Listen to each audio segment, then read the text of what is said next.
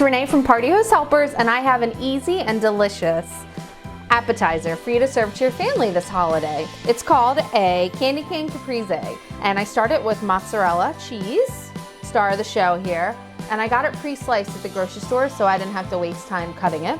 And then just some tomatoes. I sliced them nice and thick, placed it on a board in the shape of a candy cane, added some basil leaves. I made it look like a little bow. You can make it look like a Christmas tree. Add a little olive oil, serve it with some delicious bread or crackers, and it's very easy. You can make this ahead of time and really impress your guests. So of course, Party Host Helpers is nationwide. You can find us at www.partyhosthelper.com.